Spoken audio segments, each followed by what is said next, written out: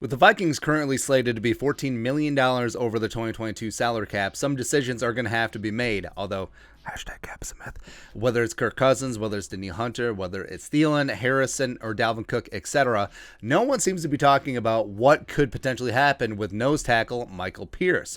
Free agent signee from the Ravens in 2020, sat out that season due to COVID issues, only played 8 games in 2021, did have 3 sacks as well as 20 tackles in those 8 games, so missed a fistful because of an elbow injury, and his future with the Vikings, I mean, it could be in doubt because the Vikings, again, a Rob Brzezinski special, could get out from underneath his contract because the 3-year, $27 million deal that he signed in the 2020 offseason, it told for a season, and the Vikings can get out of his contract after only 1 year. They could free up $6.235 million in cap space if they cut or traded Michael Pierce with only $4 million dead, which is the leftovers of his prorated signing bonus. Now, they could cut him as a post-June 1st designation, even though they would have to cut him before his $7.9 million base salary is fully guaranteed on March 18th, the 3rd day of the new league year. So it would be some creative accounting, but of course, Rob Brzezinski, he absolutely gets after it, man.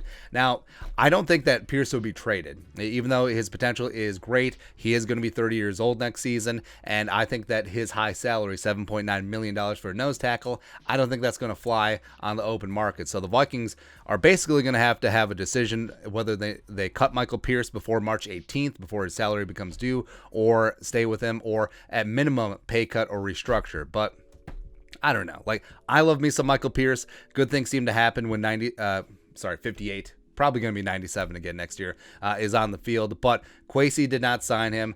Kevin O'Connell and the new defensive scheme coming in, they didn't have him as part of their plans last year. Although, if Wink Martindale does come aboard as the Vikings defensive coordinator. Of course, he was in Baltimore for the entire duration of Michael Pierce's career there with the Ravens, helped Michael Pierce get paid. So if Wink Martindale comes in, or maybe even Anthony Weaver, although they never had any crossover in Baltimore, I mean, that could change some things. But even when Pierce is on the field, the Vikings seem to be soft in the middle. Now, I don't think that's so much an aspersion on him as maybe it was scheme, but also, you can't deny that maybe part of it was on him, right? Because it did seem, even though the Vikings, they had Diesel, Dalvin Tomlinson, and Michael Pierce in the middle, and they still were getting run on.